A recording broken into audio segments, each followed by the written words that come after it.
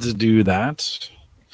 Hey, if you got this part of the video, you got the live unedited edition. Home Gadget Geeks, Thursday night, November 14th, 2019. If you've got this any other time than 8 p.m. in the Central Time Zone, you have just caught the recorded version.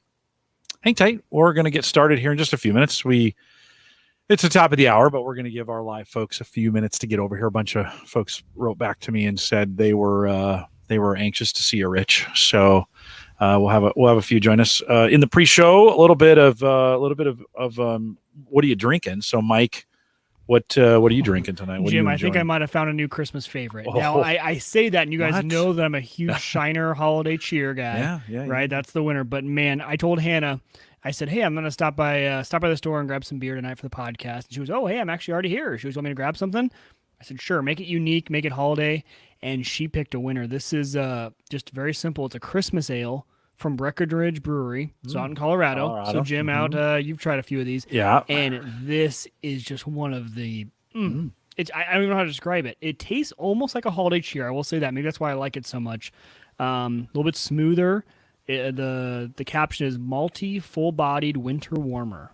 Nice. And I tell you, this is it's a kind fantastic of spicy beer. Kind of spicy? No, not that right, bad. nice and smooth, huh? Okay. Yeah, nice and smooth. That's what I like about it. Maybe a little bit more than the holiday cheer, which has some spice to it. Yeah. This is a little smoother. Yeah. 7.1%. So actually a little bit higher than the holiday cheer. And man, she picked a winner. This is just a fantastic beer. And then as my backup, as a secondary, I told you guys about this last week. I love that you have a backup. Well, you got to have two. No, I know. I got you. I got two out here. This is my new Brickway, which is, we always talk about Brickway because it's local. This is their maple pecan. Yeah, you said. Maple pecan is delicious. I saw that on the shelf. Wow. I need to try it. You need to try it. Okay. It's Hannahized down. Hannah calls it candy. Nutty or sweet? Sweet. More sweet than nutty. Okay. And Hannah says it's candy. She loves it. It's delicious. Rich, you have any favorite drinks over the holiday that you like? What are you drinking tonight? I'm drinking Buble. Ooh, do you like that? You know what this stuff is, right? This is basically fizzy water with some essential oils in it for flavor. But 3 years ago, it's what took me off soda. Drinking this and La Croix. Yeah. So that's what I tend to consume these days. Which one do you like better? Because I say LaCroix. I'm a big orange fan. Okay. Orange is probably my favorite. That's one we probably buy more of. But I'll drink the mango and the peach and some others like that. Very nice. Buble does a good strawberry one too. Good. That's good this time. I kind of like those flavored, like that too. This time of year. The big secret about this stuff, though, I don't know about the stuff you guys are drinking. Is it high in sodium? Because a lot of these kind of fizzy drinks can be high in sodium. This isn't, so that's a big plus. Is LaCroix high on sodium? That's the one I drink. LaCroix, no sodium. None. Okay, Buble, no sodium, I drink that a lot. and LaCroix, no sodium. That's my work drink. I have that at work all day. Maybe I've been drinking too much White Claw. I work from home, so I have it here too. Yeah. I got a fest beer from Boulder Beer last week. I think we done the chocolate porter. Shake chocolate porter, from Boulder. They were on sale at Hy-Vee. Come up with these flavors. So this really very tasty, 5.5%, 21 IBUs, pretty sweet. It's a German. It's kind of a light, right? It's kind of a light colored in there, and I've been enjoying that. It's kind of a good Christmassy kind of New Year's while you're out smoking the turkey or cooking the turkey. It'd be a good one. Deep frying the exactly. turkey. Deep frying it. Deep fry it turkey. Good one to kind of have on the side with you. So I just did the backup with it too, Mike. So I got two. Okay, you said it has so many IBUs. Yeah, those are. What's an IBU? It's the hoppiness. The how hoppy. Okay. So the higher the number, the more bitter. Okay. Anything under 30 is going to be pretty sweet. Mm-hmm. And then do they have IBUs on those cans, Mike? Well, I was just looking at that. I don't think on either of these, because neither of these are very hoppy. So I don't think they'll list it. They're not IPAs. Brickway's pretty sweet. Yeah, when it comes down. And the Breckenridge one does not say it either. I found, talking about, how you find $10 in your pocket jeans, you put them on one day, you're like, oh, found money, right? Or your jacket pocket.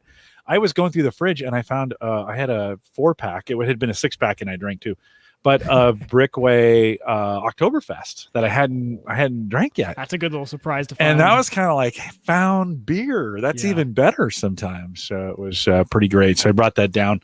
I was in the shelf on the top and the back, so I just couldn't see it. So put it down in the beer space, and I'll have a few Oktoberfests still hanging around. Yeah, I saw a meme for White Claw. You mentioned that. That's, we all enjoy the White Claw. It's essentially La Croix or bubbly with a little bit of alcohol in it. Yeah. And they said if White Claw doesn't come out with a holiday flavor named Santa Claus, I'm quitting. I'm like, Totally. That's a marketing win right there. Gosh, It's come out with Santa Claus flavored White Claw. Okay, so now I get it. They call White Claws White claws. Claw. So it's say you have some claws, and so if you're having a Santa Claus, it's perfect. So I've been Tony, international bitterness units is what that Okay. Okay. International bitterness use. So I have been suspect of my Mackie mixer, this mic, and whatever, of monkeying around with the leveling. Like, we knew Google Hangouts for a while did these things where it would try to adapt, and so if you get farther away, it gets louder, right? You get closer, it gets a little quieter. And I've been kind of watching. So there it goes. It was 100. So I backed away here a second, and it took that mic so now it's at 100. So then I get a little bit closer, and I'm moving in here, and it moved down to 98, and I saw it as low as 92. I've been suspecting, now this is because it's trying to listen for my voice and even out that sound, right? It's trying to be helpful to me. But I have noticed, Mike, on the intros, I stop for a second, and then I'll say, this is the Average Guy Network. I've noticed that moment is blaring at times. Like, it's over modulating. And I've been wondering if it's the preamps on I still have a Mackie mixer, which is a really good mixer, but it doesn't have very good preamps. And I've been kind of wondering, so you have to crank up, these 2100s are pretty gain hungry, and you have to kind of crank on that thing. I'm probably at 70% gain, which just isn't probably where you want to be. You probably want to be 50 or less on the gain, because that, again, it's hearing that air sound around you, and it's trying to grab it, and so the thing's moving back and forth. So I've just noticed it as I've edited the podcast, or sometimes I'm quiet, sometimes I'm loud. I wipe that out with Auphonic. I drop it in, it gets processed, it kind of evens me out for the most part where it can, but that still kind of bothers me. So tonight I opened up the sound window in there, and for the next, it just dropped to 93. That's 10%. That's like a 7% drop. For what reason? Right now, you guys probably aren't. Are you hearing my sound move around at all? Now that I've mentioned it, but it's pretty steady. Okay. But the one thing I was going to say, Jim, is while we have Rich here, who's a seasoned podcaster, you should try the disabled. And I'm actually wondering what you told Rich to do on disabled audio what's it called? Yeah, I didn't Disable click that audio button. processing. There's an option when you're logging in at the bottom that says don't or do something. It either turns it off or it enables it. And if you go to settings, you can still do it right now. And Jim, the last time disable audio processing. Yeah, no, I have it disabled. Do you? And Jim likes me better with me being I'll disabled. not use this setting unless you are wearing headphones and have a high quality microphone. This setting disables audio processing features like echo cancellation, noise suppression, and auto gain control. And so, which is what it's trying to do to you. Yes. Well, you want that off. If you have a good setup, you want it off. But Jim's, I don't know if you can tell, he just turned it off, and I can hear a hiss. You hear it, Rich? Oh, I'll turn it back. Now it's off. So that's... Yeah, it's gone, and it was there a minute ago. Yeah. You could hear it, that audible. Yep. Yeah. It's very low in the background. It's still there. I went back and here, I'll turn it back on again. So I went back and listened. The last time I did this, I went back and listened to this part. And Mike, I could barely, but I could still hear it. And so see, now I can hear it right now. Okay. Yeah. Yes, it's disabled. Yeah. But Rich, I wonder, if you hear, because do you have the check mark checked or not? I have it unchecked. I don't have it checked. So check it real quick. All right, it's checked now. Let's see what it does for you. So count to 10 for me. 1, 2, 3, 4, 5, 6, 7, 8, 9, 10. It made you a little quieter. It's cleaner, did for sure. Oh, yeah, it is cleaner. So it's off for you, right? And I didn't hear. Did you hear any sound on his end? No. Yeah. Okay. I do. Well, leave it off, Rich. You turn it off. No. Leave it checked. Leave it checked. Leave it checked. It's disabled. Okay. Yeah. Okay. So it's weird because when you check it, it disables it, and we want it disabled. Yeah. It's a weird thing to describe. It's kind of a double negative. Yeah. So it helps that jump in, Jim, and I think that's what you're talking about, where it tries to that jump initial in real ramp quick. up, and it tries to jump. when you have it disabled, it just says, here's your audio. We're not going to do anything to it. Yeah. I think it's the preamps in this Mackie mixer that are not. I've thought about it. So I have a couple options. One would be, hey, if you're joining us live and you're like, it's 10 minutes after. Did you guys start? No, we didn't start. So I hate that. My one option is get like a Fed head or a cloud lifter, which would add gain to the channel, and then I could, in theory, and you don't use phantom power for these, so in theory, that would boost my gain and may give me a cleaner, like it may work less to do that. It's about $100 to get that done. That's not bad. The other option is to switch over to a audio processor like a PreSonus, like one of those ones that I bought. But Mike, I don't like those. They don't give me enough. I don't want software mix in this setup. I want hardware mix. So the real option, the best option, I think, is that Rode Procaster, which is $600. But it's got what's the name of there's some the preamps and there's I want to see how I have Auphonic on my brain, but that's the wrong one. Anyways, it's gotten really good reviews, and and I noticed, Jim, I'll be honest, I don't listen to our recording very often because I'm here for it. But this last week I was listening back to it, and our audio sounded really good compared to, I don't know when I listened last, but like last week's audio I thought was really crisp for both of us. There wasn't a lot of ramping up. Yeah. When we walked over each other, it sounded like more like a natural conversation instead of it trying to quiet someone. Yeah, ducking. Which I like. Yeah, I don't like ducking when it comes to you and I, especially when it's just you and me, because a lot of times we react to each other pretty fast, and you miss what that person started out saying. So I thought it sounded really good last week.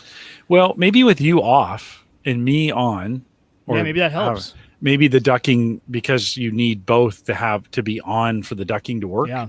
And so with the three of us off, maybe that ducking will go away completely. And it's interesting because I eliminated my mixer a long time ago. I've just gone USB because I don't need the mixer for now that I don't do my own podcast. I'm just going to you. So I've been going straight USB from the ATR for a while. I should do that. I thought about doing that. Do you still need the mixer, Jim? No. Mike goes into my mixer is mine. Yeah, exactly. Nothing else. Yeah, when I was doing a complicated mix, I was doing a mix minus before. I was doing Hannah and I, but now that I don't need that, pretty simple. I run Alexa through it so we can hear her when right, so it goes through. And I was going to do it a lot more, but I also run Plex through it for the various. So the NVIDIA goes through it, the Xbox goes through it, the computer goes through it. So it is helpful. That doesn't mean I have to get rid of it. I mean, I can continue to use the mixer. I could not use it for podcasting. Correct. Yeah, correct. Yeah. So Ed Sullivan, who is a big faithful listener of both this show and Ask the Podcast Coach, we had him on talking about cigars a while back. Ed also uses the Mackie mixer and 2100s and some other things in the cigar stuff that he does. So he's been tracking with me on this. And I don't know, Mike, the other deal was if I'm going to drop 6 bones on a board, I might as well upgrade to a Heil PR40 or something like that too while I'm at it, and just go big. Yeah, go big. Just go big. And then I'll do it Rich did, and then I'll just stop podcasting. Rich, you're on a Heil, right? I'm sorry? Is that a Heil PR40? No, I have an NX802 that I've had for years. It looks like a Heil. It's got a Phantom, preamp on it, which you really know when it's not turned on. Because it doesn't even sound like this thing's turned on. But no, I've always only ever fed one microphone into it. There was a plan there at some point, I think, to have 2, but I'd never gone beyond just me being the person here in the room. So I could go USB. I've got this little adapter that feeds the speakers through this. So that's USB, and the speakers. So I got this kind of weird setup with my speakers, but I don't need that. I really don't. So. But I'd never changed it. It sits there, and it just does what it does. If it ever breaks, I'll probably change. All right, let's. I think we should probably get started. This is maybe the latest it was a good conversation, and I've been trying to do some troubleshooting to figure out what this is. So, see, like right there, it just went from 94 to 100 as I started talking again. So, all right, if I can get stop the auto, if I can get the audio processing turned off and then get something that doesn't hiss, that should be good. Okay, let's get the show notes up. Rich, and you were Ignite, right? Yes. Did you go? Okay. I was at the Surface event last month too. Cool. All right. Mike's got some There's questions my for Surface you. laptop 3 right He's there. gonna have nice. I like it. All right, hold that. Let me do this thing. You got everything? Okay. This is the Average Guy Network, and you have found Home Gadget Geeks show number 422, recorded on November 14th, 2019. Here in Home Gadget Geeks, we cover all the favorite tech gadgets that find their way into your home. News, reviews, product updates, and conversation, all for the average tech guy. I'm your host, Jim Collison, broadcasting live from the AverageGuy.tv studios here. And Mike, it was fall for like 3 days, and then winter, and now fall seems to be back. So I think we're in that weird phase. Rich is in Florida. It's summer all year long in Florida. It got down to 38 degrees the other day. Well, that's actually low. Did you cover the orange trees? I don't have orange trees. No, okay. I always just know that it's a big deal, right? In Florida. But down there, they spray them with water and set the flames. They burn the butane burners to keep the heat up. I'm not kidding you. They do. No, I know. Douse them in water and then set these it's a big gas deal. heaters off. It's a big deal. Here, we just turn on the deck heaters and smoke cigars. That's what we do here in Nebraska. Right, Mike? Yes. When you're not out hunting. How was hunting? We missed you at some point because you were doing some stuff, but how was hunting last weekend? You went out and set up a blind and did some stuff? Well, we set up the blind. Hunting opens, rifle season opens Saturday. And so I might be able to get down Sunday this weekend, but next weekend. It's 1 week. You get 1 week for rifle. So you really got to get down there. So we're going to get down to the farm, hopefully Sunday, and then next weekend as well. And so I am like amped up. It's all I've been thinking about because you set up the blind and then you got to wait a week to even use it. You taking a ham radio out there at all? I am. I'm taking a set of ham radios just to communicate back and forth. We got a few people going with us, and sometimes cell service. My buddy's got Sprint, and there's no Sprint down at the farm where it's at, so the radios will be the way we'll communicate. Rich, have you gotten into ham radio, or were you ever at any point? I was when I was in the Navy. One of my assignments, one of my extra collateral duties was I was the Mars operator. So the Mars was a system. Kind of ham radio-ish, right? I could tune up a transmitter and receiver in Radio Shack, and I would make calls. So we had this guy in Virginia Beach who we'd always connect with late at night when we were in the Med, and so what we would do is he would patch the calls to a local phone number from his gear where he sat, and then I could patch the phone calls on the ship down to the mess decks. And there was a phone on the mess deck, so the guys would sit down.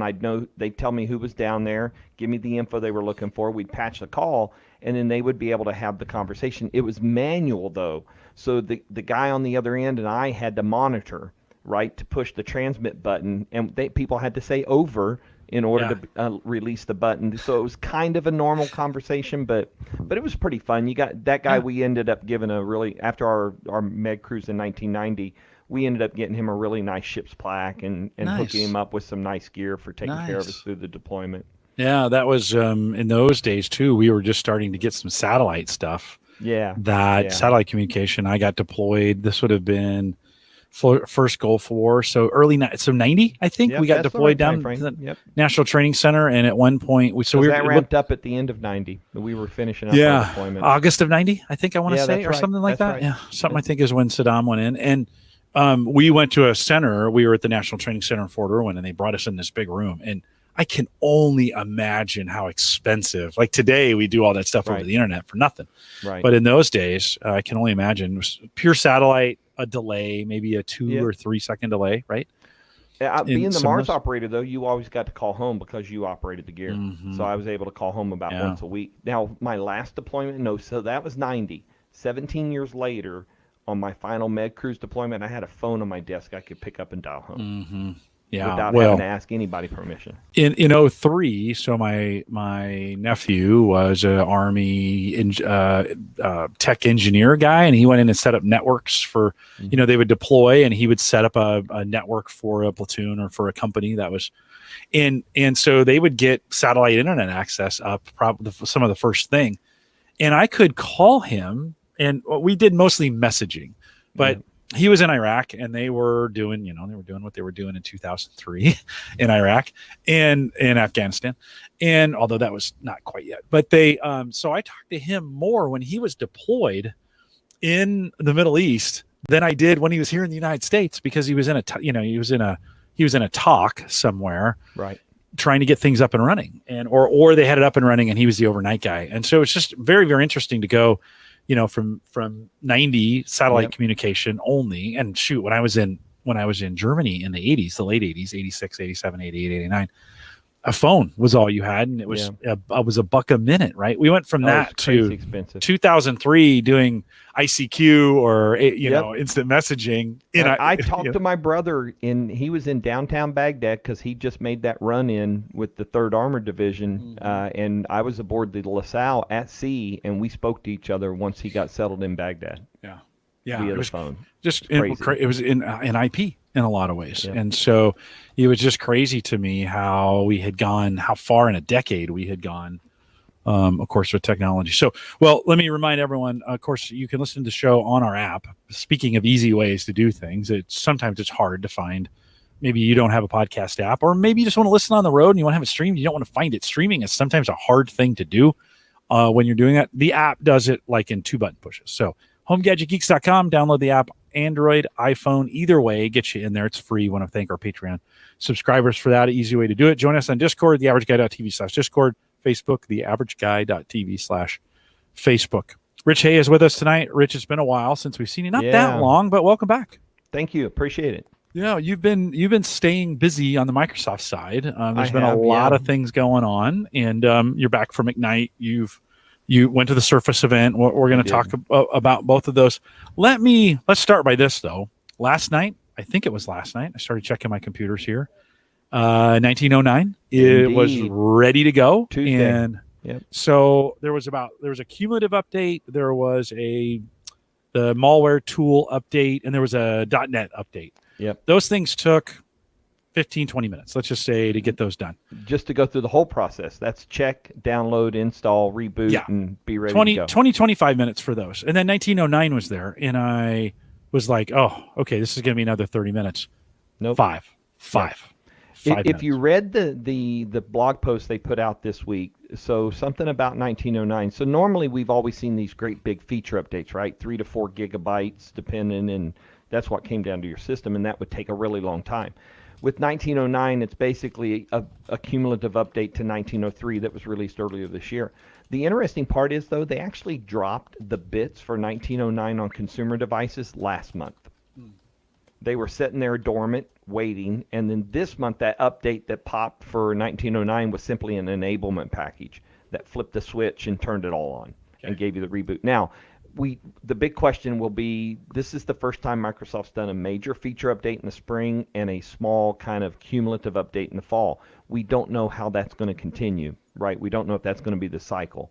I think we all believe that would be the case, but if rumors are true, there are some rumors out there that we're going to see 20H1 in December, or it'll finalize, and then we'll see it early in the year, right? And then what would be the next one would be 20H2, which we're not seeing. We don't see any builds of right now that we would see sometime later, because they just moved Windows to an Azure update cycle to get in sync with the Azure team. Yeah. So it'll be interesting to kind of watch what happens. Yeah. Do you have any reservations on this? I mean, the last 3 have been kind of not necessarily great. Well, no, and I think 1909 is going to do okay. It was waiting for me on. I mean, I was on it on most devices, but the Surface laptop, because it was new, I just left on 1903 because I knew it was going to pop. But cumulative updates are always lower risk than a full-blown feature update, right? That's got to do a major migration of because I don't know if people understand, when you install a feature update with Microsoft with Windows 10, it's basically migrating all your data away from the current install, installing the update, and then migrating that data back and putting everything back in place, including your apps, your programs, your settings, everything. So it does a pretty significant amount of stuff in that time frame. Part of the reason why it takes so long. With a cumulative update, everything's in place, really. It's just a few small bits that get updated to push you over to 1909. And it did get a little handful of updates, but nothing crazy major or anything like that. I haven't heard of any issues, but I haven't checked the update history page lately to see if there's any blocks. I wouldn't expect them. I've got 20H1 in the fast ring running on my Surface Pro 3. That's now in the slow ring. They released that to the slow ring. They did. So slow and fast are the same thing, right? At this point? Not the same build. Okay. It's a build behind. So but slow just got 19013. On the same day that happened, later that day, they released 19023. came out for fast ring. You keeping up with this, Uyghur? Are you? Yeah. Yes, all of it. Do you care, Mike? Are you tracking at all any of the Windows builds in anything you're doing? Well, I used to a ton, especially when I was running, because I had this Mac dual booted, and I would use Windows for a lot when I was live streaming, things like that. It really was a daily driver for me. The only Windows box I have running 24/7 now, besides special uses, is my Sighthound box that I use for video surveillance. Just a little box sitting over there in the rack. So I've kind of fallen out of needing to be in the know of when these releases are coming out, what they're going to do, should I be upgrading, should I not. It hasn't been as much of a thing for me since I got out of using the Windows side of this machine every day. Rich, I get this feeling that for most update folks, those who watch, it's going to get really boring for the next 6 months. I think so too. Don't you think? Just kind of stable. Think about it. We've been testing 20H1 since like the beginning of this year. They put it in skip ahead and kind of freaked everybody out that they did that, right? Because it was out of sequence. So we've had, I forget the count, but we're up over 35 builds, I think, for 20H1 in the course of the last 11 months. So it's certainly getting extensive testing. I think I have bigger concerns around the insider program and the testing and stuff like that, because the claim is 16 million insiders. I don't think there's even close to that testing insider builds. I just... Well, like me, I have it on. I'm not actively testing. Right. I mean, it's there. They're getting telemetry from me. They're getting whatever. I run some stuff on it, but you can see it right behind my right shoulder here. It's there. I run some stuff on. I wouldn't say actively testing. There hasn't been a lot to actively test, to be honest. It's kind of, we've settled into a routine, I guess, 3.5 years after the initial release of Windows 10. And I think maybe it's just lost some of that pizzazz around having early access and stuff. Yeah, well, here's what I think, right? They tried to be fast, and we had 3 disastrous builds, or 3 disastrous upgrades, right, with that. And we had insiders, and it was exciting to be an insider, and you were getting new stuff all the time, and there was stuff to test. And then they're kind of like, maybe we ought to back this stuff down a little bit. Like, and well, that's not as exciting for insiders. And I think after a while, you kind of, the insider, the hub used to have challenges and points, and I'm not saying those aren't there anymore.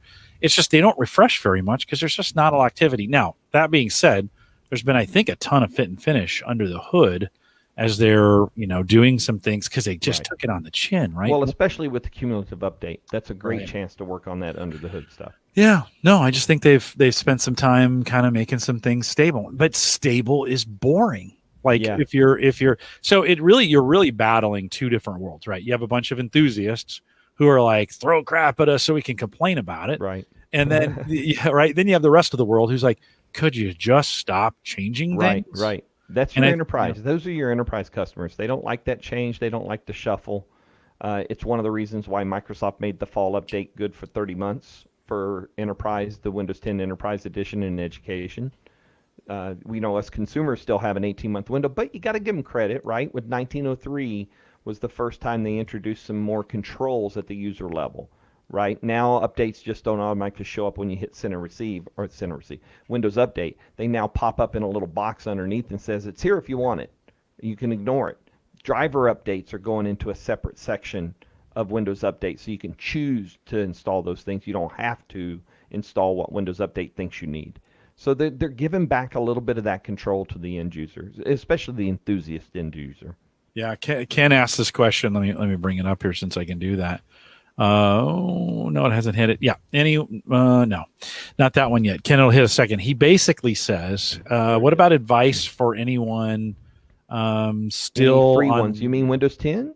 No, his question goes back to, here it is right here. Can we cover upgrade options for those still stacked and who runs Windows 7? So who's slacked? In other words, Rich, you're on Windows 7 right now. No, you're not. No, I'm not. But just say you are. Right. Yeah. Okay. January 14th. Yep. January 14th, 2020 Patch goes Tuesday. away. Are there options? There actually are some. EdBot has a blog thing that he keeps up to date, and right now you can still use a Windows 7 key to activate Windows 10 on a device. So if you have a Windows 7 key, a retail key laying around, If you have a device that was installed with Windows 7, it's got the sticker on the bottom, right? The old certificate of authenticity. Most of those are still working. Even if you have Windows 7 on a device that the serial key is locked in the BIOS, they are still working. It's never shut off. Nobody, it's kind of that. It's kind of the elephant in the room for the upgrade, right? It's there. Everybody knows it's there, but nobody's doing anything about it to stop it. And I think that whether that's intentional or not, I don't know. It's good service. Yes, I think it was the right thing to do. Yeah, sure. Yeah. Leave it there and available. Yeah. And it's the one last way to do it. So yeah, I believe it's still working. Last I checked Ed's update on that. Would require a fresh install of Windows 10 though, right, to make this happen? You can't do an in-place upgrade? I do not believe you can do Windows 7 direct to Windows 10 anymore. I think that was possible in those early, in the initial release of Windows 10, but I'd have to go look to be 100% sure. Joe is saying in-place upgrade still works. Oh, so there you go. So that's perfect. Download and run the media creation tool will give you That's the best way to do it if you're on Windows 7. Go to the website, create the media creation tool page. You don't have to create media. You can, or you can just download and do an in-place upgrade right from that page. Yeah. So I think those are Joe also says still works with 1909 tool as well. I think those are your options. Now that takes away, I think the only reason listeners to this show are still on Windows 7 is because they're using Media Center. That's going to be that's me still. We're in that boat as well. I'm not, and you can upgrade to 8 to keep Media Center if you got the right pack. Although 8's got a little bit more life left on it. Yeah, it does. So for most folks to make that jump to 10, they're kind of hosed at this point. Mike and I, by the way, if you're a regular listener and you missed last week, Mike and I talked a bunch about that, about some of what I'm doing to counteract that through Plex and through an NVIDIA Shield. So you can go back and kind of listen to that as well.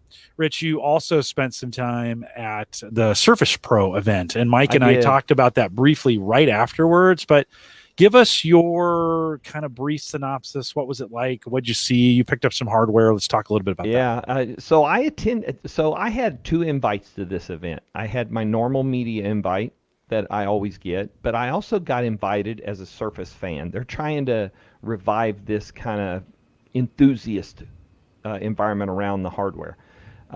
So they invited us. So I opted to go with the Surface fan approach because the email revealed that it was going to be a pretty good deal.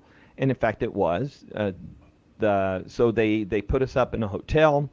We had a reception upstairs with Yusuf Mehdi, some other Microsoft folks, the 2 football players that do the cupcakes, right? You've seen the commercials for Surface with the 2 football players. They were there. They were awesome. They had cupcakes everywhere to eat. And so as we left that night to head to our rooms, they handed us a set of Surface headphones. They're awesome.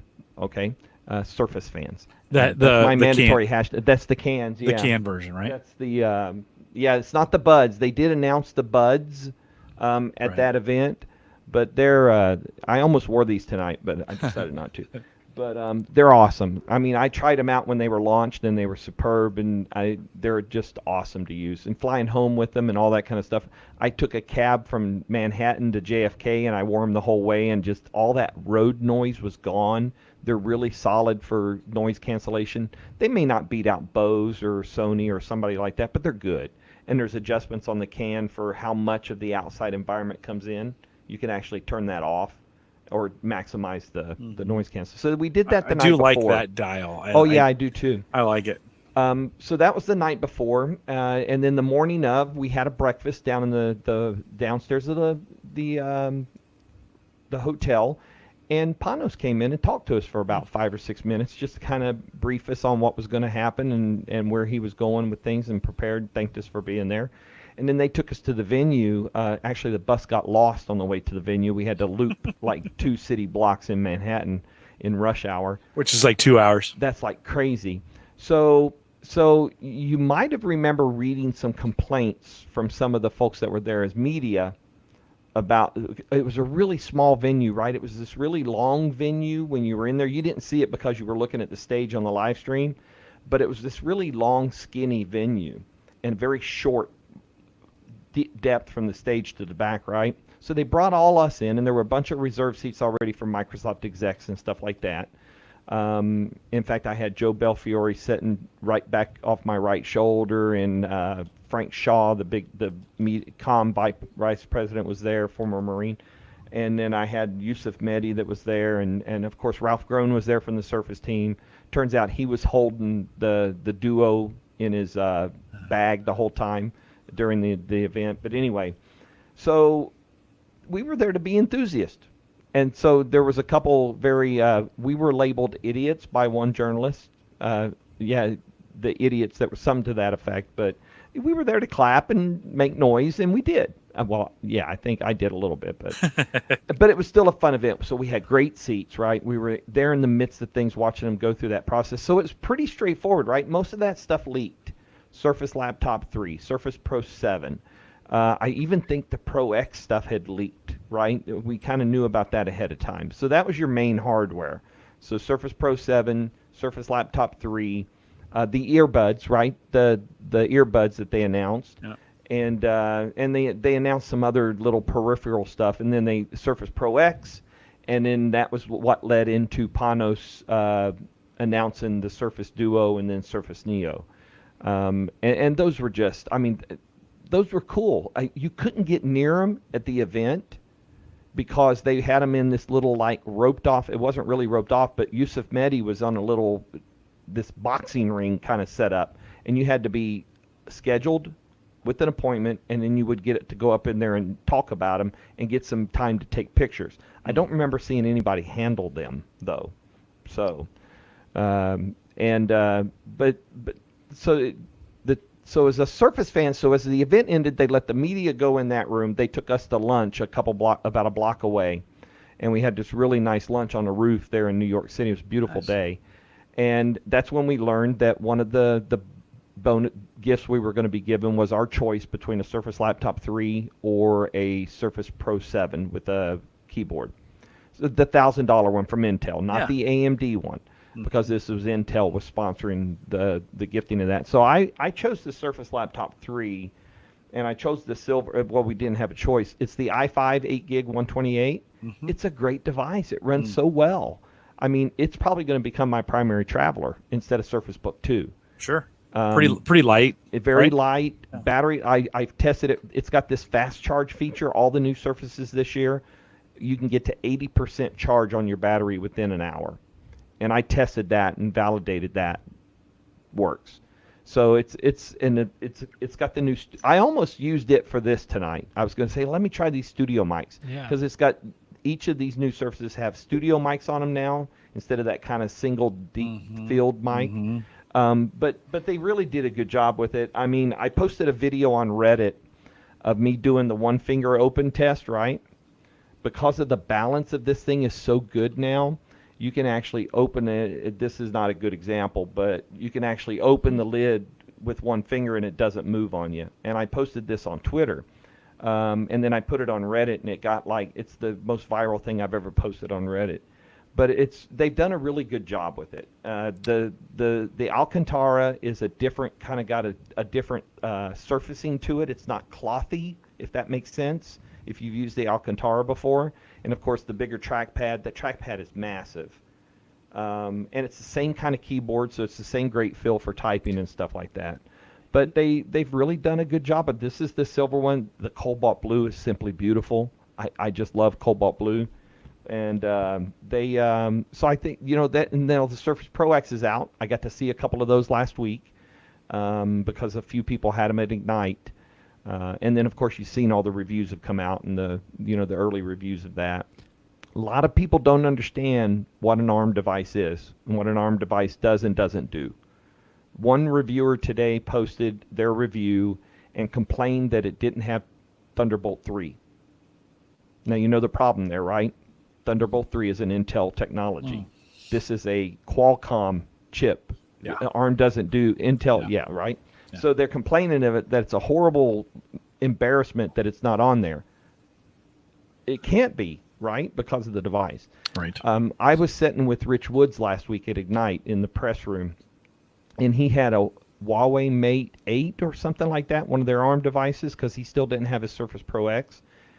And so the ARM stuff will run 32-bit apps in emulation. So even though it's an ARM processor, it will run a 32-bit app in an emulation layer. And what happens is on certain browsers don't do this, but most other normal programs, 32-bit programs, it gets kind of coded down right into ARM operational stuff, and then that's cached, and that's what runs when you run the 32-bit app. I watched him open a browser, and it was it's the slowest thing I'd ever seen.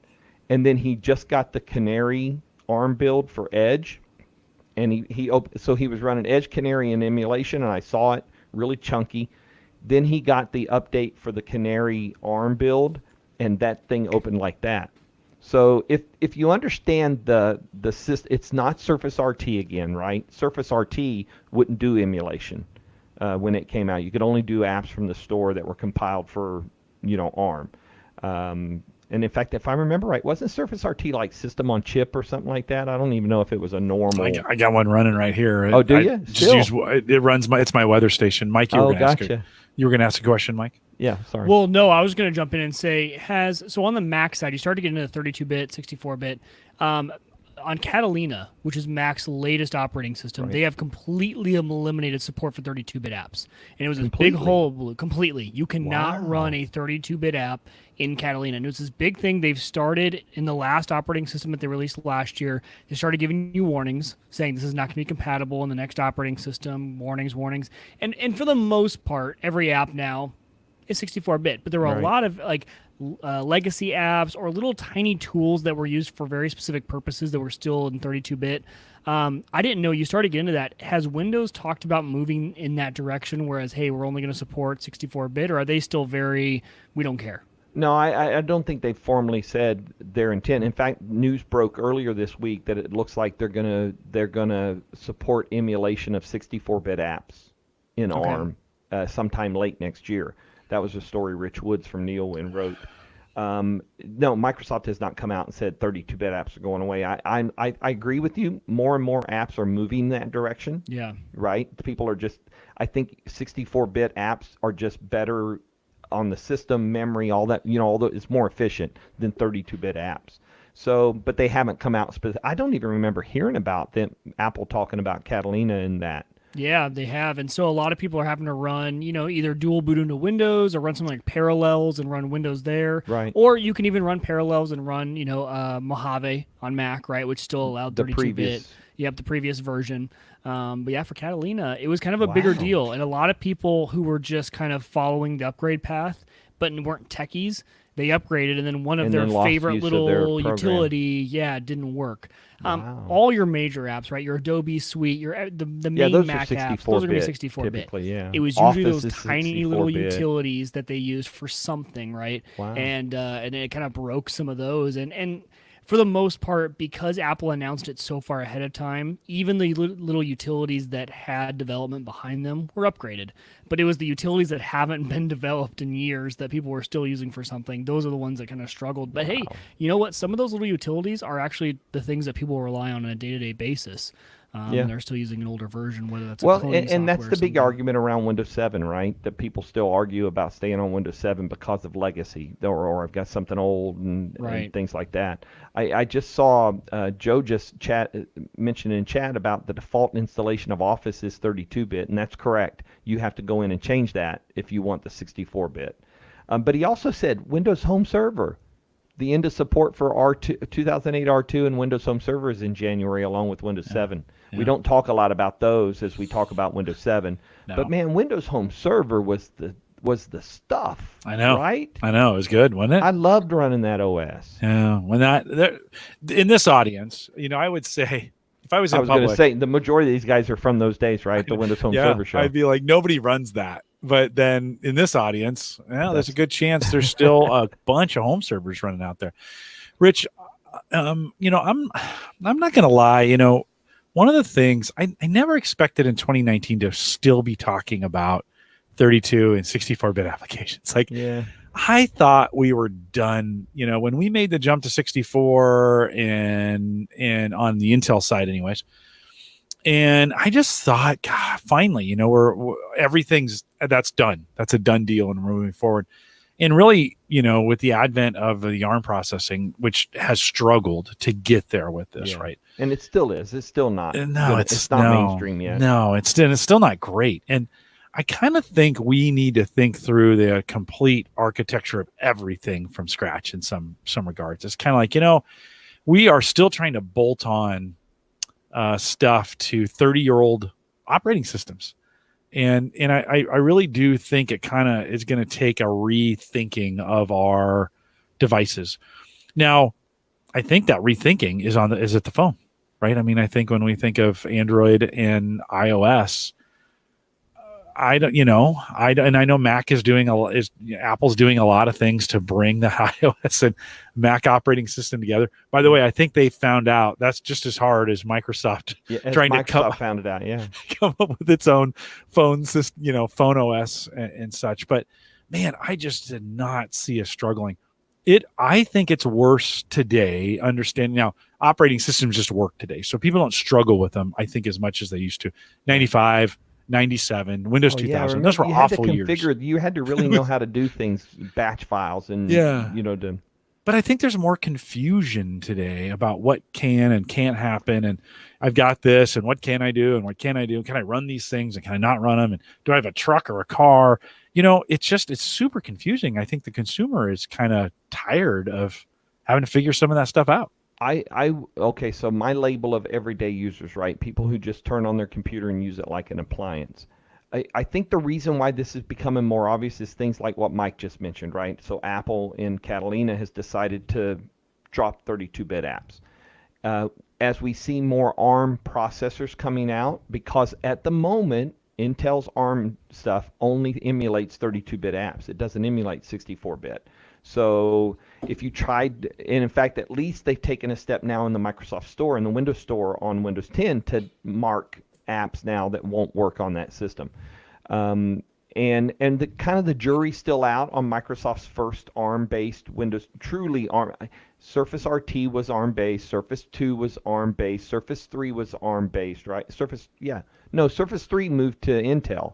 Just the Surface, right? Surface 3, Surface 3, not Surface Pro, but Surface. Surface 3. That wasn't an ARM. That was the first Intel, right? Because RT and Surface 2 was ARM based. Yeah. If I remember right. So, and those were locked to the Windows Store, so you couldn't put outside apps on there. The closest we've gotten to that in the recent few years is Windows 10 S or in S mode, right, where you can't install stuff from outside the store. Although they've now implemented a group policy that if you want to run Windows 10S, you can have a setting that you push out via group policy that will allow the install of apps out. You designate them though. You're doing that through your deployment systems. But so we're seeing our first real. I mean, there's been other Windows 10 on ARM devices, Huawei, like the Mate 8, or I think it's the Mate 8 that Rich showed me last week. But we're just really getting into this, using ARM as a day-to-day driver for Windows 10.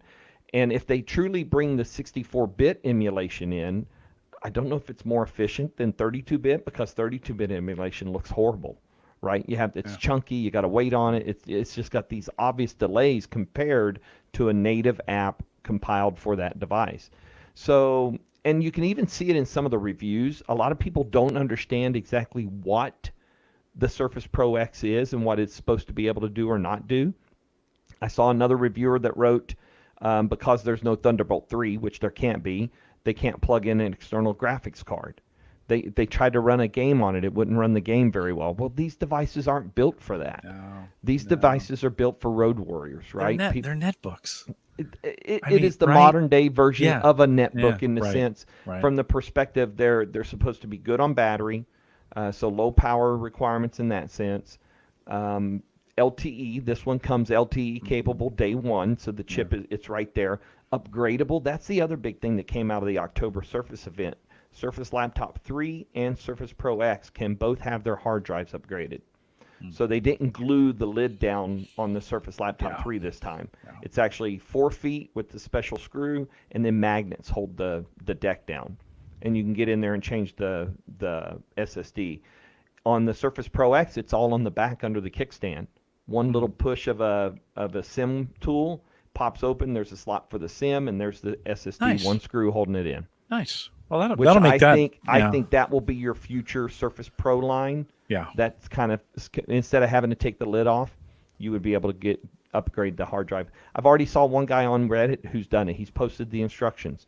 He bought the 128 unit, and he installed either a 256 or a 512. So he sourced the SSD, the right kind of SSD, and did that upgrade himself.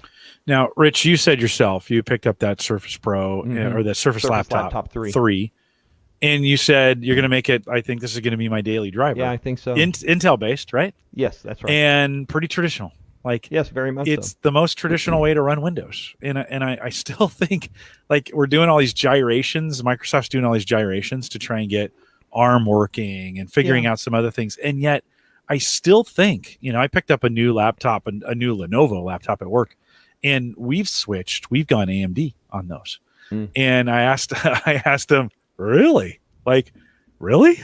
AMD's always struggled on laptops. I know. And in fact, Surface Laptop 3 reviews of the 15-inch with AMD were not very good. Not good. Like, this has always been those things where there's always been this promise of competition with AMD. And, if we can just get AMD in there and they're half the price and, blah, blah, blah. Yeah. And then the performance has just never lived up to it. So I asked our tech support guys, like, well, how's that going? And they're like, well, in the beginning, tons of driver problems, right? Because the hardware is all completely different from what they were used to kind of working. Not all, but a lot. Right. And they said once we got the driver issues worked out, they've been running pretty well. And I've been running mine for just a couple days, 3-4 days, maybe.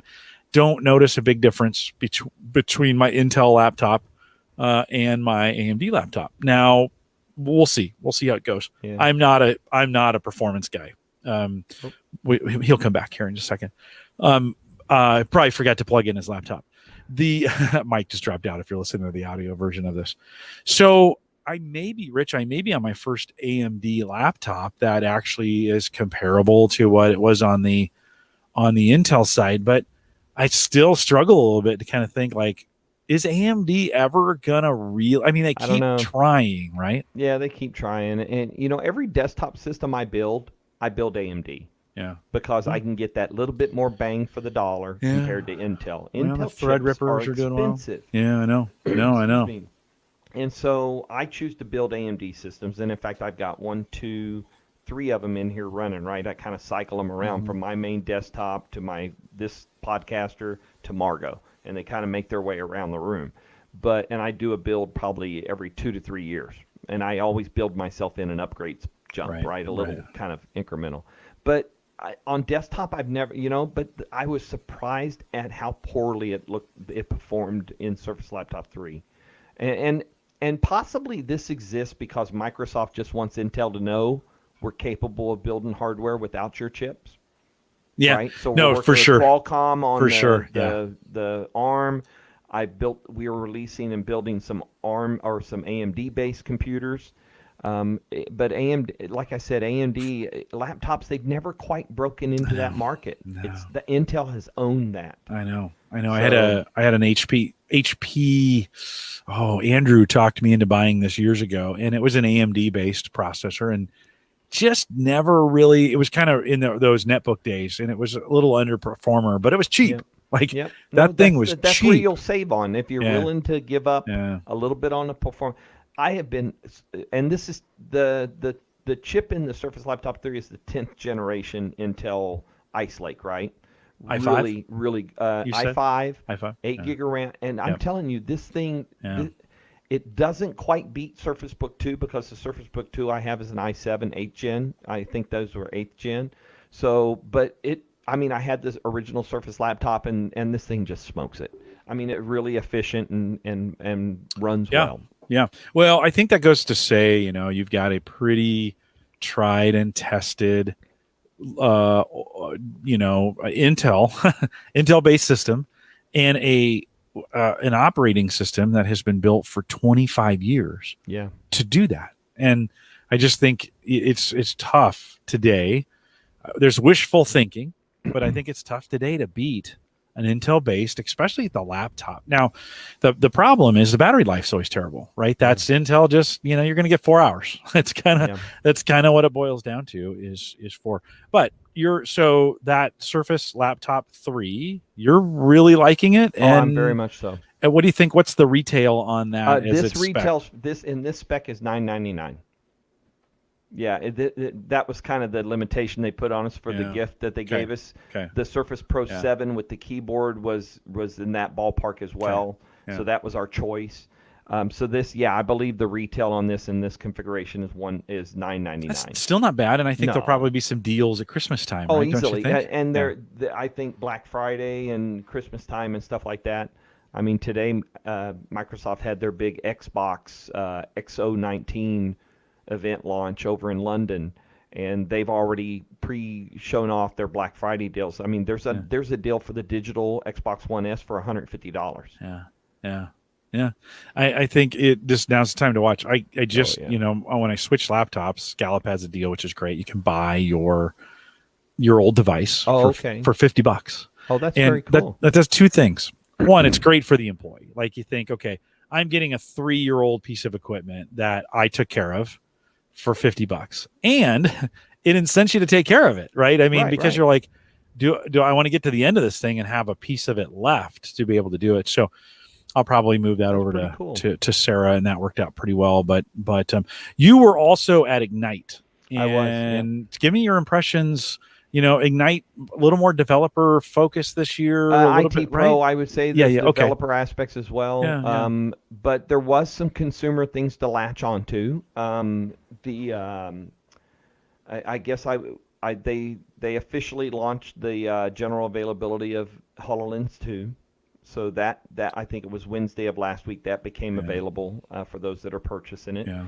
Edge was in the Ignite news quite a bit. The new Edge-based Chromium, and it's out of preview and all that other stuff, right? Not right out now? of preview, no. Okay. So this is going to continue to be developed through a just like Chrome does, right? So Chrome, there's a Canary channel. Yeah. That's a daily build. Then there's the Dev channel that's updated weekly.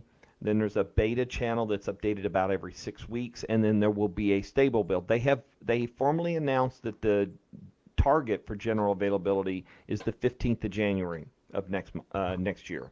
So here in about, I don't know, that's about 2 months away.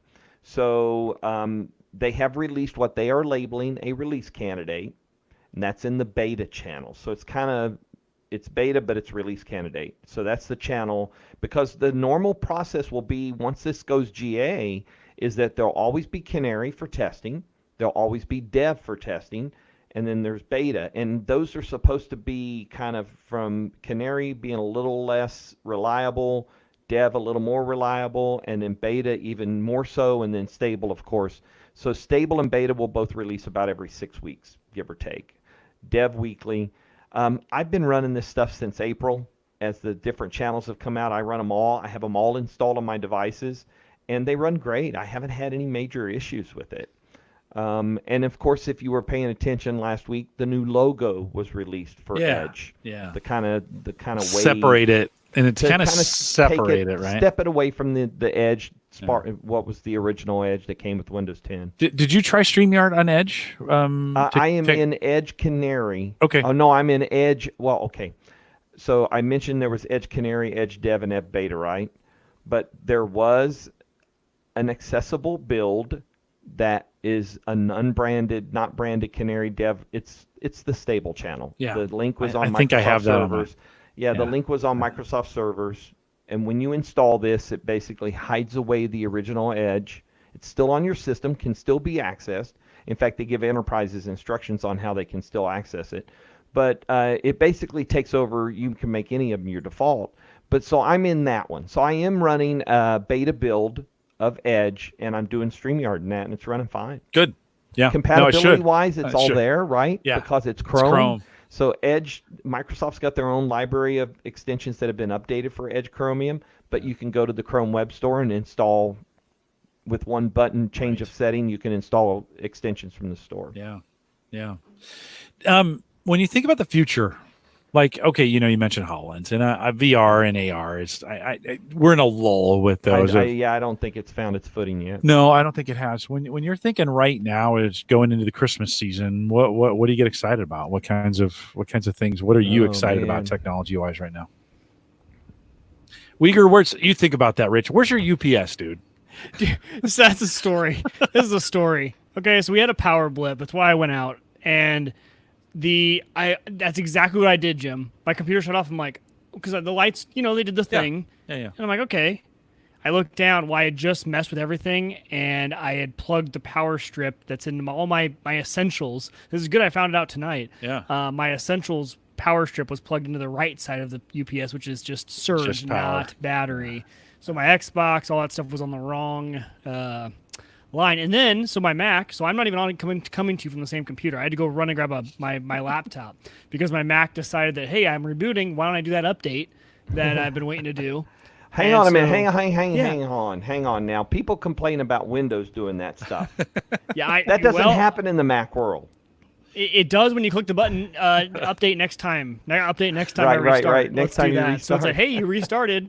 I think you want to install just doing what you told it to do. Yeah, exactly. So I told Jim it would be a few minutes. I had to run up and grab the laptop, and luckily I was able to switch some USB ports, so it shouldn't look or sound any different. But no, you're fine. Totally different computer now. I had just asked Rich right before he came in. He'd given us a little bit on Ignite, so he's been through a hardware and a software event, and I was asking him, what's he excited about? We're coming up on the retail moment in America and really around the world.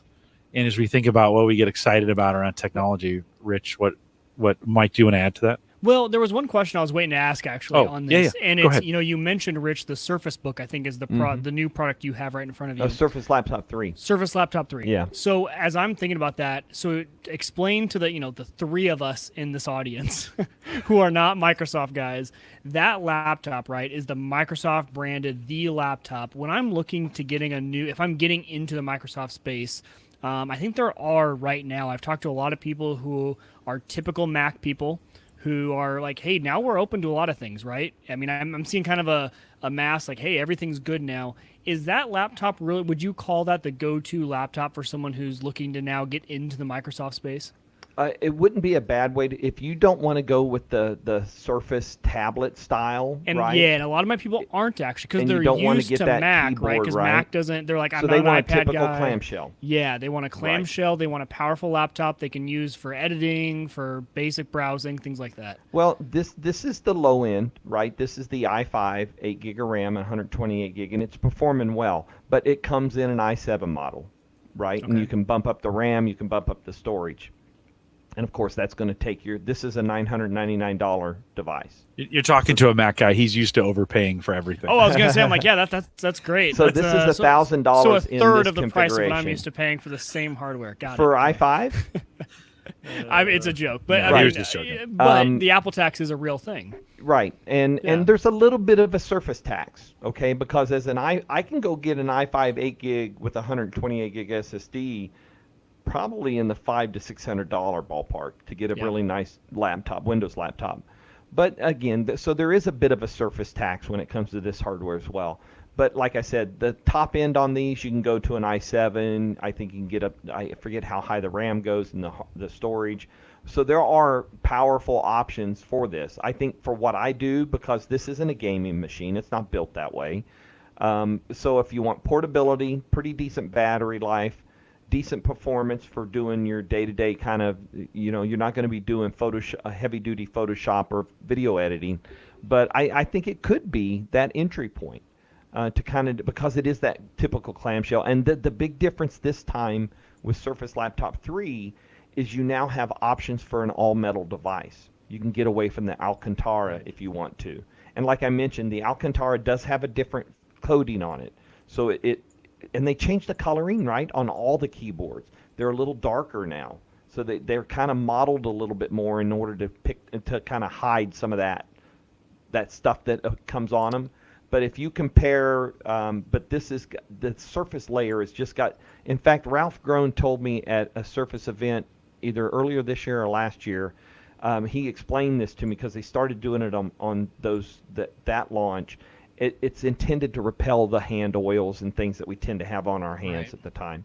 So, but now with the option of metal decks, you can they called it sandstone, I think. It's basically rose gold. They had a version of that. And the colors and the sizing is because they did release a 15-inch Surface Laptop 3.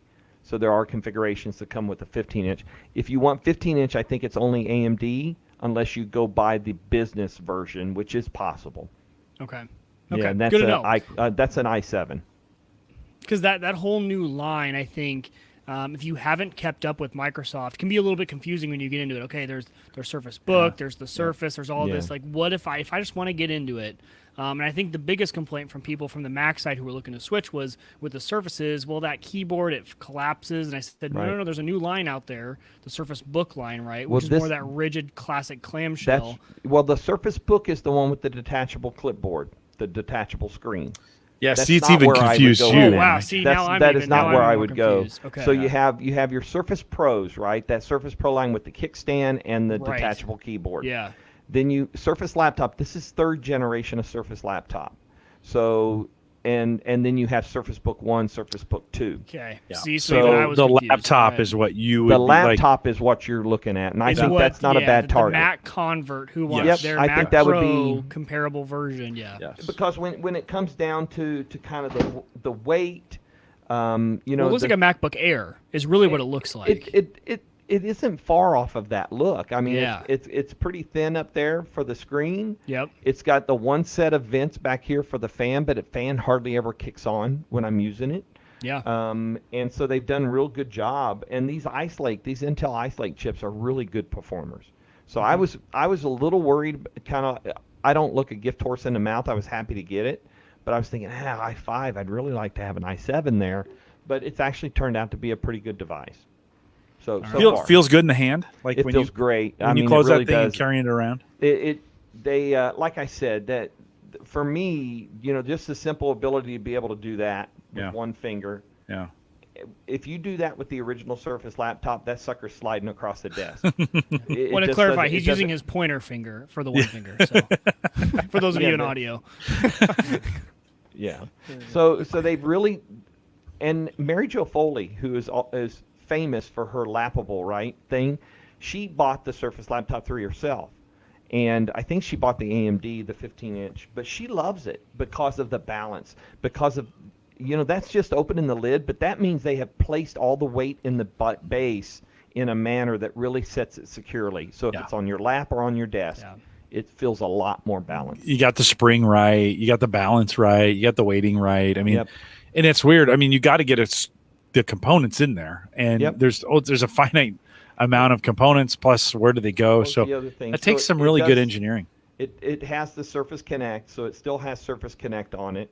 But they did add, let me see. Yeah, there you go. So USB-C, USB-A, and then I think that's the headphone jack. Yeah, the headphone jack. But so they did add C to it, so you can actually charge via that C port if you wanted to.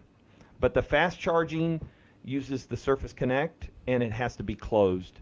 You don't fast charge when you're using it. Okay. So and I've never liked that Surface Connect port. It was kind of, they had bigger plans in the beginning. I think they did, yeah. And then it just never they never stuck came with to it me. for compatibility. Yeah. No. Okay.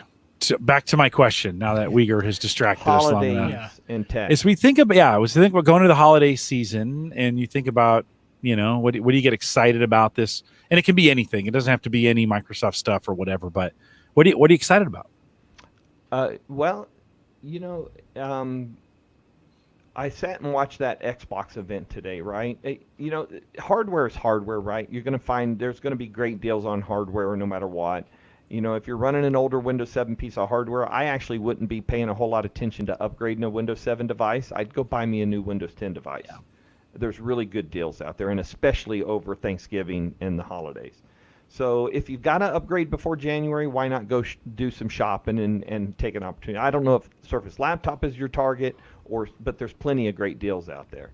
From a gamer's perspective, right? Microsoft today had their big Xbox unveils for tons of stuff. And I am currently set and waiting for access. I am crazy excited for Microsoft Flight Simulator 2020. If you saw the preview trailer for that from E3, they just released a new trailer today. They announced some of the airplanes that are going to be part of the package. Their partners there. It has been absolutely beautiful watching it, and we're waiting on Tech Alpha access. They had an event a few weeks ago in Redmond where they took people to an airport in a hangar. They had systems set up with proper, yokes and pedals and everything. And so they showed people the game, got them flying a little bit, doing takeoffs and controlling it in the air, and then they put them in a real airplane. Pilot instructor took off and handed them the controls. Wow. And people were flying after having flown the game. Wow. That's great. I wish I'd been able to be there. That would have been awesome. I wouldn't have gotten in that plane. Not in a million years. Well, there is an instructor pilot. Yeah, no. I know. But I'm a weenie when it comes. Going on with Xbox. Like I mentioned, one of the deals they got for Black Friday, I think, is an Xbox One S digital, which is HDR compatible. So if you're on a 4K TV, you get the HDR piece. It's $150 for that console. It's the way to go. I have an Xbox One S, and that was so I had the original Xbox One, right? Xbox One, not the X. And then when I finally got my 4K TV, I then got I traded in the Xbox One, got the S, now I got HDR. And HDR makes a massive difference in the gaming experience. Microsoft also announced their, what are they calling that thing? Xbox All Access. So this is basically your ability to buy a console with 2 years of Xbox Game Pass, which includes now Xbox Live. And what's the other thing? So it's like a 2-year purchase, right? Yeah, you get everything. Gold, Ultimate, you get all that stuff. And if you do it now, they let you upgrade to the new Xbox that's coming out next year. Scarlet, right? So if you do it by the end of December, you only have to pay in 12 months on this console that you get. And then you're eligible to bump up to the Scarlet next year when it comes out. Now it doesn't, and one question I had was, okay, so do I get 12 months of credit of payment towards that new? And no, you have to restart your 2 year. But what they're letting you do is you don't have to finish out that second year. You don't have to finish. So you got 12 months out of that console you have. You still got you're still going to have your Xbox Game Pass. And Game Pass has grown. Anybody who owns an Xbox One, if you don't have Game Pass, you are losing right off the bat. I agree with you. I agree. I haven't had to mess around with buying games for so long. Xbox. So basically, they took Xbox Live Gold, took this library subscription of games and melded them, right? So now you get your Xbox Live in there. You get all these games. Xbox Studio announcements for first-party games, day one in Xbox Game Pass. So that means Forza Horizon 4 was in there day one. Mm-hmm. Today they announced that Halo Reach, the first version of Halo that will be on PC, is coming out on December 3rd. Day one, Xbox Game Pass. Day one. So Sea of Thieves, anything built by Microsoft in their game studios, which they're growing, will be day one available through Game Pass at no extra cost. Such a deal. So and if you're not an Xbox Game Pass customer right now, it's $1 for 3 months. Yeah. They're doing another $1 deal if you sign up. It's a good deal. So the deals are out there. If you're an enthusiast or something like that, I think there's going to be great computer deals. I think there might be some companies looking at the Windows 7 thing and maybe trying. But I think most consumers, beyond an audience like yours, Jim, or enthusiasts who know what they're doing, the vast majority of consumers, everyday users, are probably on Windows 10 by now, or they've replaced a piece of hardware or something like that. So the gaming stuff, the hardware stuff, AR, VR, I'm not so sure. Everybody wants to do something there, spectacles and all that kind of thing, but I don't know. I just my Acer 3D. What were they called in those days? What do we call those for Windows 10? Augmented? Yeah, augmented reality. My AR headset sits in a corner collecting dust somewhere. Yeah. Haven't had it out. Not a lot of applications for it. They're kind of fun and they're kind of a gimmick while you're doing it, and so it's maybe over a weekend you play it, and then you're kind of like, I don't know. Mike, what about you? What do you get excited about as you look ahead? The thing I get excited about is I know that, Windows 10 and Xbox have been coming together as far as gaming right across both. Man, what I really love to see is I have, Call of Duty is a game to me that's nostalgic because that was obviously back from my high school days when I was in college with my roommates when we had 3 TVs in the dorm. That is the game to me that we all played, and I've ignored the last probably 3 or 4 versions because it just hasn't been the same Call of Duty. This year they came out with Call of Duty that was kind of back to the basics, which is why I bought it. First version I bought in a while. And my buddy actually was in town. My college roommate was in town from California, so we bought it that weekend. We played. But really, bringing it back to the tech angle of this, it is one of the first games that has implemented cross-platform in such a good way. So Call of Duty, the Modern Warfare, the new version, the way the cross-platform works is you can play with guys. So I'm on an Xbox. I have the Xbox One S, and I can play with PS4 guys and console guys. But the great part about it is the implementation. When I'm in a lobby, I see exactly who I'm playing with. I see Xbox, I see a TV icon if they're a different console, so PS4, or a tower if they're PC. But the great part about it is that as long as everyone in my party is on a controller, it's only going to pair me with other controller players because the big discrepancy here is, hey, I don't want to play with PC guys or on a keyboard and mouse. Exactly. It'll put me with PC guys as long as they're on an Xbox controller, but it won't put me with them unless if I have someone in my party who's also on a PC keyboard and mouse, then it's the Wild West. Then, hey, you get paired with anyone. But the implementation has been so smooth, and the fact that you have the Activision account in the background, so I can have a friends list in Call of Duty that is cross-platform. So me and my buddy he's been a lifelong friend of mine since we were, 3 years old. He has always been a PS4 guy. I've always been Xbox. This is the first time we've ever been able to play together, and it's glorious. Like, it is just one of the best experiences, and I found that even the PC guys, because you're getting paired based off your control input, has been great. So I love seeing the cross-platform aspect of all of this, and I know that Xbox and PC have been working really well together as far as you buy a game, maybe it counts for both. The Xbox app on Microsoft is great. On Windows is great. I've used that app a bunch when I've been doing streaming to get a party. So it's just an exciting time for gaming, I think, because of all this cross-platform play. But it wasn't the way I thought it would be. I thought it would be Microsoft and Sony kind of getting together and playing nice together. It's been the game developers who have done it on their own. They said, hey, we can take this. We'll have our own friends list. That's the only downside, is that really your friends list is game by game, not some sort of massive cross-platform console-based system. But I don't really care because there's only a few games I'm going to play cross-platform, and Call of Duty, I think, just knocked it out of the park when it came to this is how it's supposed to be. And more of it's coming. They announced, I forget which game it was today, but they specifically mentioned cross-platform day one. So obviously it is becoming more and more to focus. You mentioned streaming. Let's talk about a little bit about Project xCloud. Microsoft that's been in preview now for about a month. They said today during this event in London that more invites were going out tonight or today to people over the next day or so. Basically, if you've not heard of this, it's basically, and they added 50 more games to the library. So it was very limited in the first few weeks of the preview. Now there are over 50 titles, including Madden 20, Forza Horizon 4. So all these titles have been added to the. So that's you basically connecting to the internet on your phone, paired to a Bluetooth controller, gaming on your phone screen. And from everybody that I talk to, and I've seen it done, it runs extremely well. Yeah. If you're on I think all the channels in Xbox Insider now have console streaming, so that you can do actually within your house, right? That was always possible through Windows 10, but that now works outside your home as well. So you can actually stream from your console. It's kind of slick when you turn on your console when you're streaming to your phone. It doesn't turn on the power. You know how that big bright button is? It doesn't turn that on. So you can actually stream from your console. I'm in that right now. I'm not in xCloud. Really? I had no idea that was even an option. Yep. I didn't set anything. I pair it to my Bluetooth controller. I got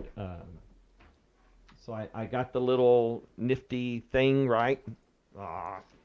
So that's an Xbox controller with like an adapter to hold a phone, right? I lost my headphones, but so you get the little controller thing here. You pair it with that, and it's really laggy on the home network. I'll show it now.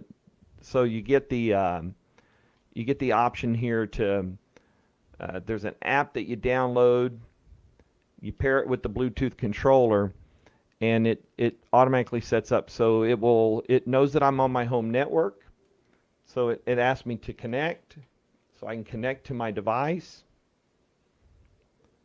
And now I'm connecting to my Xbox, which is on the same network. It's in my living room. And so, but if you were looking at my Xbox in the living room, the light wouldn't be on. So it keeps that turned off when it's doing this console streaming thing.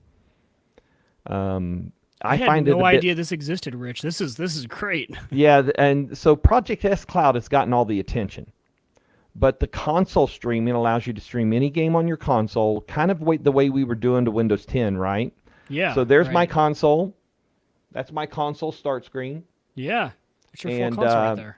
And in fact, the game that I really test this with is actually, I forget you use your controller, not the not the screen. Not the screen. So this is loading up the game, a little game called Race the Sun, which is very low impact. If I run Forza Horizon 4, it goes choppy. So, but Project X Cloud, I'm told, runs so much better through this process. So it lets me sign in.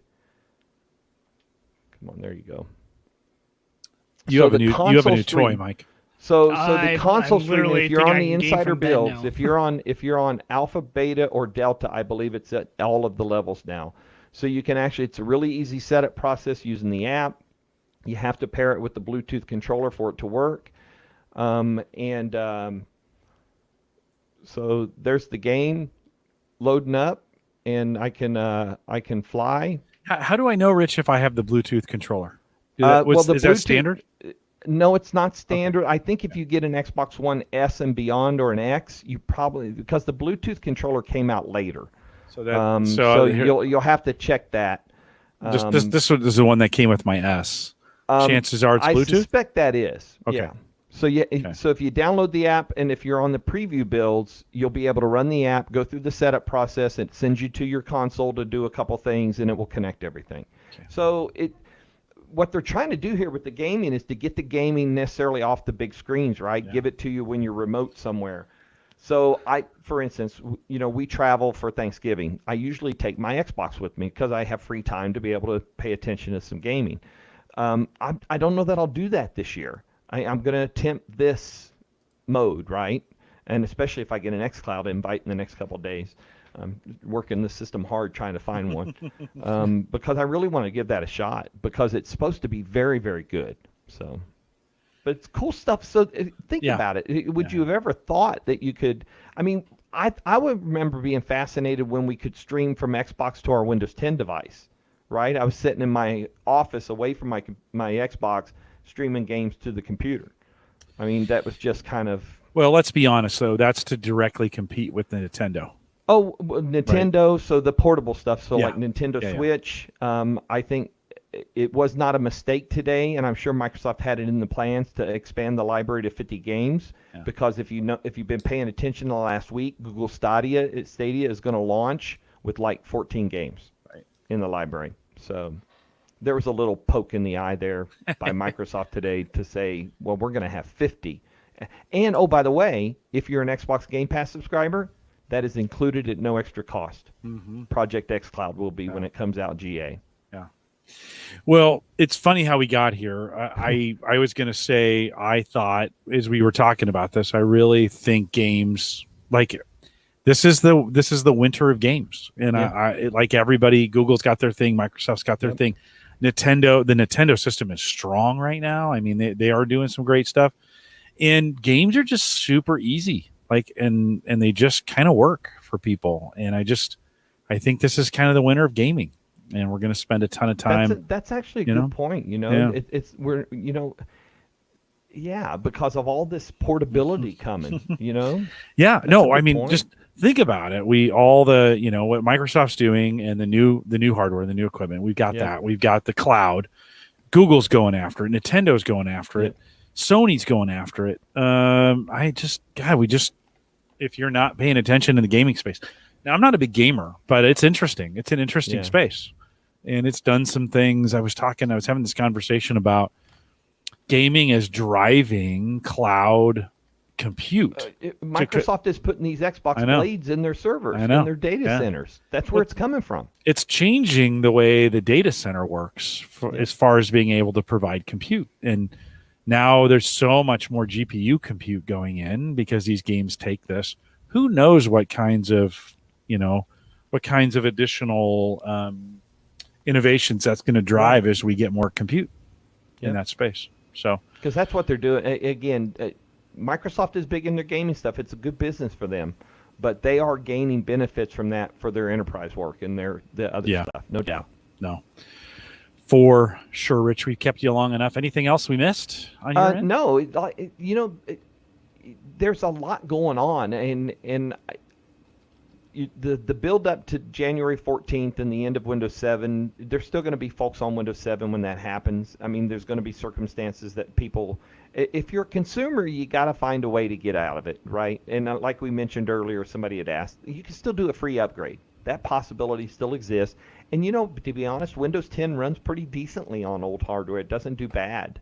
I remember pulling out an old laptop from like 2004, or maybe it wasn't that old. Maybe it was like 2010, but for 6, 7, 8 years old, and it ran Windows. I upgraded it to Windows 10.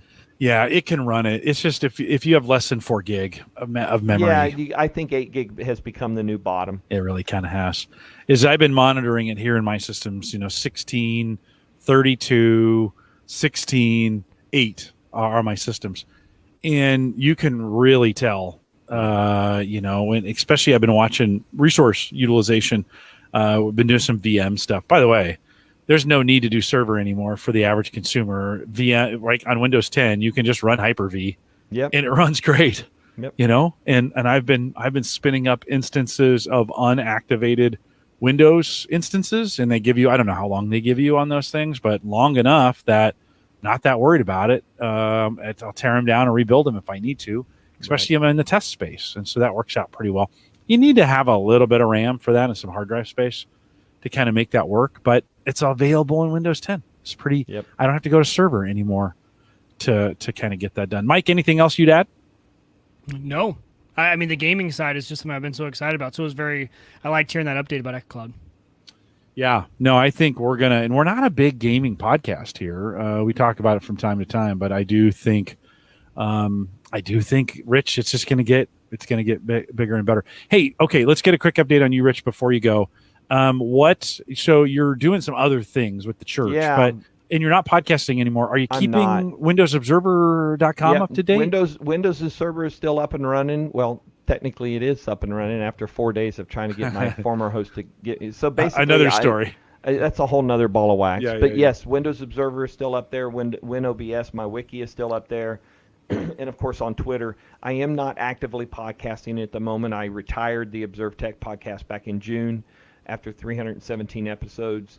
I am in development of another podcast, just figuring out the kind of the lay of the land for that and my plan for that. But I'm really close to being able to do my first kind of beta test. Cool. Of the format. When will it come? Can you talk about it? When will it come out? How would people subscribe to it? I'm not 100% sure. It'll be available through all the typical channels. So WindowsObserver.com will be the home for it, just like it was for Observe Tech.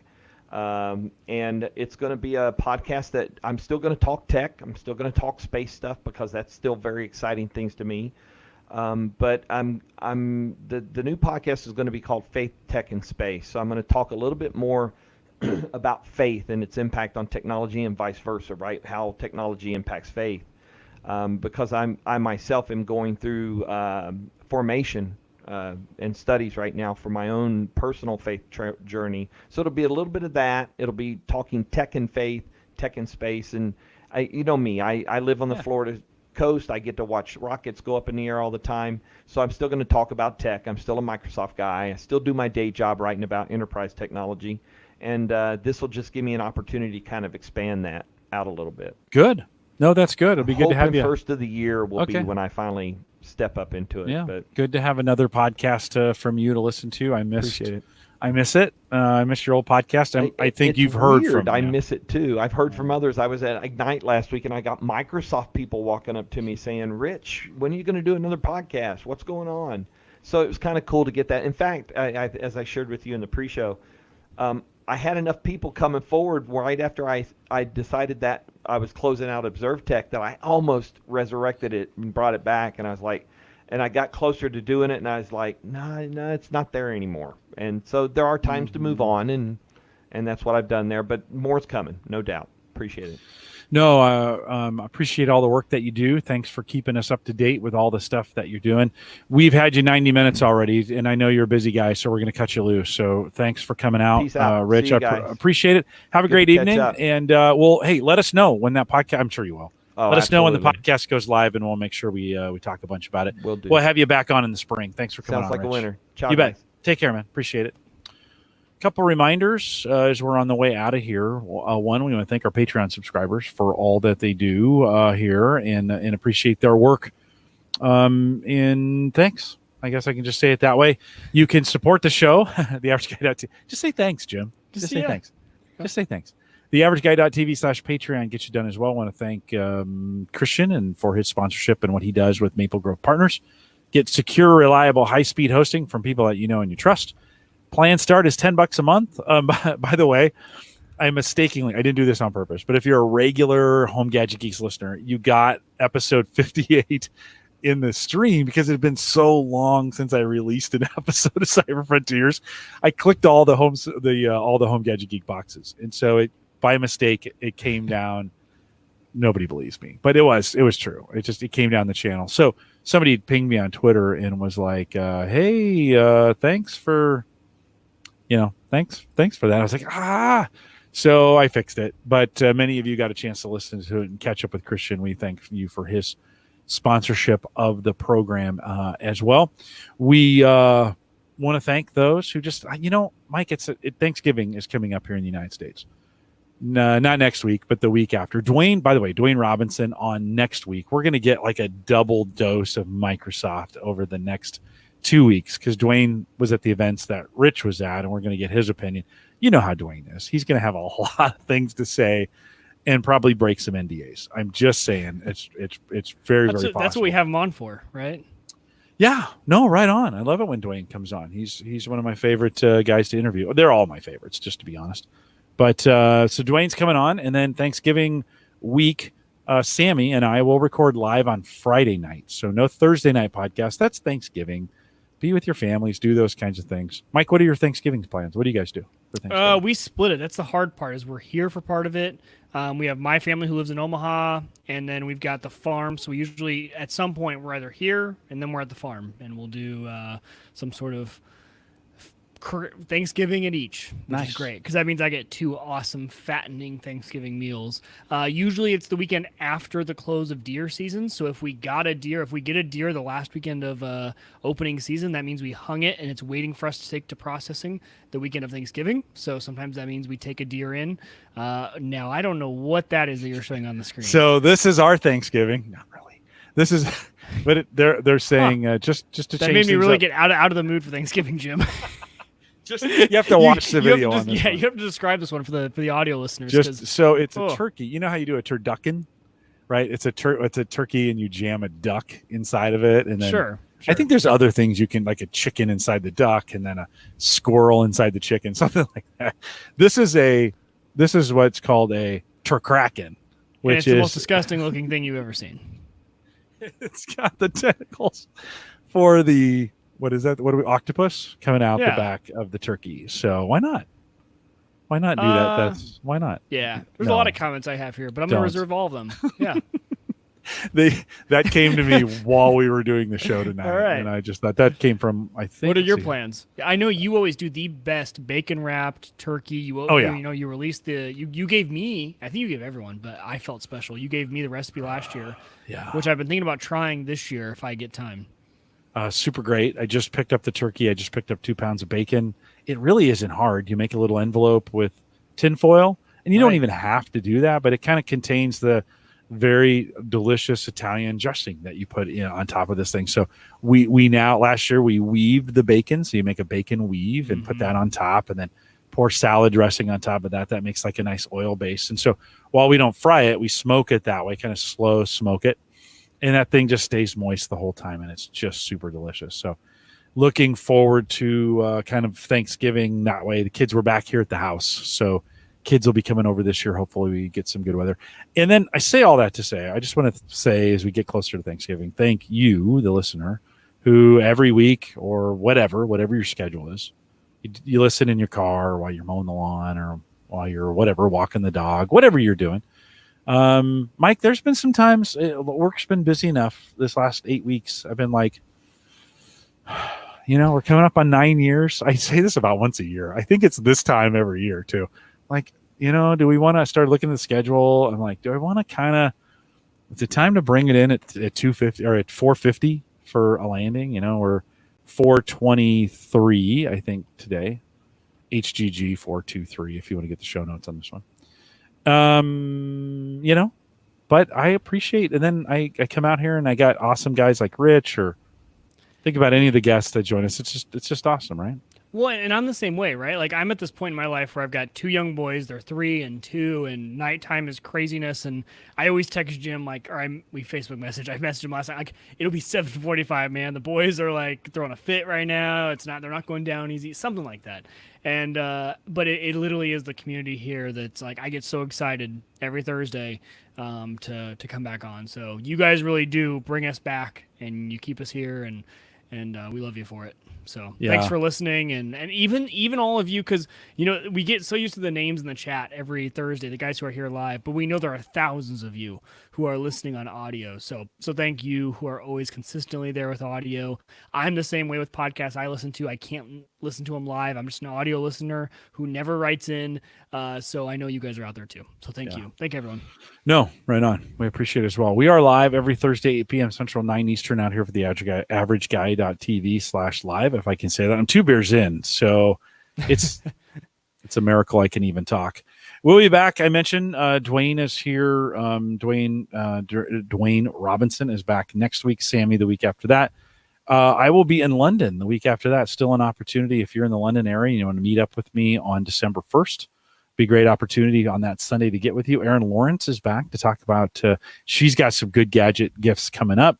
Joel from Live Door is coming. That's going to be, I'm really looking forward to that interview coming up. And then it's Christmas. Boom. So I think I'm going to take Christmas off, take that Christmas weekend off. And then during the show, just a few minutes ago, I was thinking, I haven't heard from Paul Brehren in a while. So I pinged him just a minute ago. Hey, Paul, time for you to be on the show? ?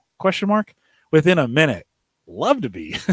So it's funny, right? I mean, just how connected we all are. And so he's all ready to go, and we'll get Jay back as well. We got a lot of great guests coming up in 2020. And Mike, 2020 is a weird year. It has 5 Saturdays in February because we have a leap year. You never get that kind of, because it's only 28 days. You mean 5? 4? No. 5 Saturdays in February because we have 20. It's a leap year, so we have 29. Okay. Next year, Christmas, New Year's, Fridays. So 3-day weekends, right? I love that. I saw that in a meme and I was like, that makes me so excited. Yeah, no, pretty great. And there's one other thing on that. I think this December, there's 5 3-day Saturdays in December, something like that. So we got some weird dates coming up. What's not weird, we're live here every Thursday, 8 p.m. Central, 9 Eastern, out here at the AverageGuy.tv live. If you join us live, thanks. Stay around. I got a short little crypto update that probably won't make it onto Patreon, but with that, we'll say goodbye, everybody. Has my volume been okay? It's been fine. I've had so many issues tonight, Jim. Like, I was so distracted. Like, my computers are messing up. I can't hear you that well on this computer for some reason. So I have been, and for right now, you'll know, like, I'm on a laptop. So when I'm looking directly at you, but it looks like I'm asleep because I'm looking directly down at the laptop screen. Yeah. I'm looking right at you right now. But it's because it's not my typical monitor. Maybe I've been playing the Peloton workouts too loud in my ears. Like, I'm having trouble hearing myself. Not trouble, but I feel like I'm pushing. Yeah, I feel like I'm pushing the volume. No, you were fine to me. Okay, good. Crypto. So we backed up a little bit, 8,500, which has been kind of interesting on the Bitcoin side of things. There's a little jump. The Chinese government were like, hey, we're going to fully support this thing going forward. That thing jumped back up to like 93 or 94. And then I think the exuberance of that wore off. and we're back into the 8,500 category. Everything else has been moving pretty normal with it. But I think 2020 is going to be a year you kind of want to pay attention. Like I got that feeling. It's been quiet for 2 years now. I thought that about Tron recently too. So that's the weird one. Like they've had some integrations with some things, and it's really interesting.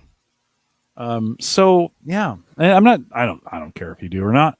I just think it's a good. I think just 2020 is an interesting year to get her done. See you, John. Always good to have Rich back on the program. He's awesome. Let's see, I'll tell Rich 8:40 or Paul 8:45 p.m. Central. That was the easiest. I better write him down. 8:40, not Central. No. Oh, I meant Eastern. 7:45. Yeah, thank you. Hold on. 8:45 p.m. Eastern. Sorry. Trying to do a show and type at the same time. Maybe not a great idea. It's all right. After 2 beers. Really good beers, too. Oh, God. Hey, Jim, you got to try these Breckenridge breweries. They're dangerously good. I had to only bring 2 down because 7.1%, I'd be in the same boat. I would have like 3 and I would be down and out here. Yeah, Colorado makes Colorado makes some pretty good beer. Man, Tony, you are fast, dude. I'm gonna just respond to a tweet he sent me. He's hilarious right now. Holy cow, this guy's a Twitter monster. Oh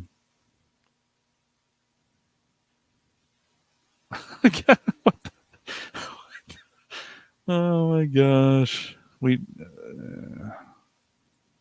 So Paul is set to come on the 9th, January 9th.